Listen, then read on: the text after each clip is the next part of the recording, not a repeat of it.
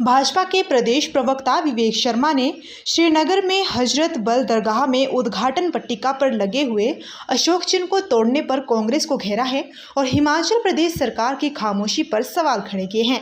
जगत सिंह नेगी की गाड़ी पर रोष व्यक्त करने पर राष्ट्रीय ध्वज के अपमान का मामला दर्ज हो सकता है, तो आखिर अशोक चक्र का अपमान करने वालों पर कांग्रेस खामोश क्यों है।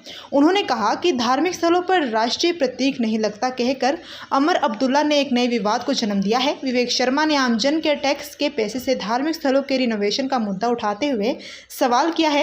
उन्होंने आगे क्या कहा, आप भी सुनिए। नमस्कार। श्रीनगर स्थित वक्फ बोर्ड द्वारा हजरत बल दरगाह के जीर्णोद्धार यानी कि रेनोवेशन के पश्चात नवनिर्मित भवन द्वार पर लगी शिला पट्टिका पर अशोक स्तंभ को तोड़ने और खंडित करने का जो साहस और प्रयास हुआ है, वो इस्लामिक धार्मिक स्थलों पर अपवाद और विवाद ही नहीं, एक मानसिकता की राष्ट्र के प्रति सोच भी है, अपितु उसे संरक्षण और उसके पक्ष में बयान देने वाली राजनीतिक दलों की राष्ट्र के प्रति उत्तरदायी होने का भी प्रमाण पत्र है, जो पीडीपी और नेशनल कॉन्फ्रेंस के नेताओं की सोच को भी दर्शाता है, जिन्होंने अलगाववादी के आगे घुटने टेके हुए हैं। मुख्यमंत्री अमर अब्दुल्ला का यह बयान कि धार्मिक स्थलों पर अशोक स्तंभ के चिन्ह नहीं लगते हैं ने राष्ट्र में एक नए विवाद को जन्म दिया है। महोदय, धार्मिक स्थलों पर देशवासियों के टैक्स व अन्य माध्यमों से प्राप्त राजस्व से भी किसी समुदाय विशेष के धार्मिक स्थलों का जीर्णोद्धार नहीं होता है, और यह रेनोवेशन अल्पसंख्यक मंत्रालय की सेंट्रल वक्फ काउंसिल यानी कि CWC के माध्यम से हुआ है। ये पट्टिका वक्फ बोर्ड द्वारा उद्घाटन के समय लगाई गई थी, तब आपने इसका विरोध क्यों नहीं किया और उस समय वक्फ का पैसा आपने क्यों लगने दिया। मामला यही नहीं थम रहा है, इसके आगे की दास्तां और भी खूबसूरत है।